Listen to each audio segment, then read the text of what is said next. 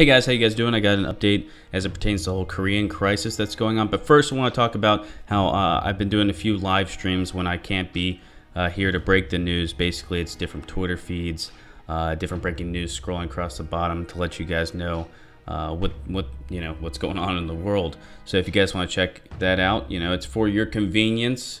But on to this news about the Korean crisis, what's going on right now.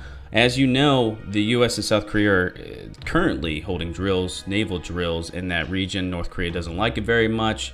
North Korea's state-run propaganda machine has come out and stated that, military options is the only thing that they have left. Their missile and nuclear programs are not on the table. But something new that we've been seeing is that the U.S. military has decided to practice evacuating service members' families out of South Korea, and they would go from South Korea to Japan, and then from Japan to the United States. They stated this was rumored this past weekend by different sources, but we didn't have a confirmed source from the U.S. military. But the U.S. military came out and said that next Monday through Friday they're going to be practicing this drill. The drill's known as Courageous Channel.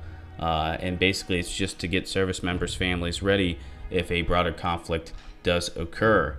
And this is a pretty troubling update because, practicing evacuating American citizens definitely makes you think, okay, an armed conflict, a war between the United States and her allies in North Korea is definitely in the future. It's definitely going to happen. Why would they practice this if that's not going to be the case? Diplomacy hasn't worked.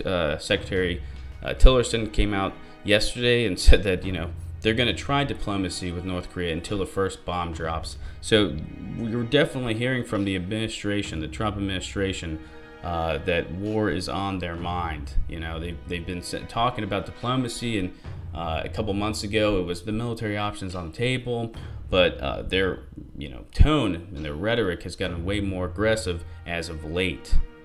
But I think we need to make the point, some foreign policy experts, and this is a good point, they believe that North Korea may be brought to the table. This could end in a peaceful manner, but that's not going to happen until North Korea perfects the ICBM. Until they can hit the United States of America, they won't be brought to the table. And the reasoning behind that is that they could use that as a bargaining chip to either downgrade these drills or the military presence in the region, or completely get rid of the U.S. military presence in that region. Now, am I saying that's going to work? I don't think so. I don't think anything's going to push the United States of America out. And I believe we've been talking about how China and Russia could be working with North Korea. And the whole reason behind that is because China and Russia don't like the different missile systems, defense systems that the United States has placed in South Korea and Japan. China, we've talked about with the South China Sea, China wants to be the big dog in Asia, and currently the U.S. is a big obstacle in that. So we're going to have to see whether or not China and Russia, how they respond. I know today Putin signed a decree restricting North Korea from trade. So we're going to have to see if that is, just face value, saving face with this whole North Korea situation, or are they actually standing with the international community? We're going to have to see. Now, we know that North Korea has different missiles set up. Different sources are saying different things, but we've heard up to 30 missiles in 3 to 4 different regions in North Korea right now. And with these naval drills that are going on, we could definitely see a provocative act from North Korea.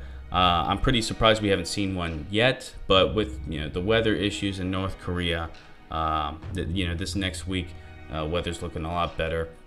And the last time I said that, it is weird, I haven't seen any missile tests or anything from North Korea. Like 24 hours later, we saw a missile test. So I definitely think that's still in the cards. That could still happen. I don't think North Korea is backing down whatsoever. The rhetoric has been pretty hot, just like the Trump administration's rhetoric has been pretty hot. It definitely seems like the deep state is pushing this war, and a peaceful solution does not seem attainable at this point. As more information about this guys comes out, we'll let you guys know. Grab a beer, say a few prayers because we need them, and keep your eyes to the skies.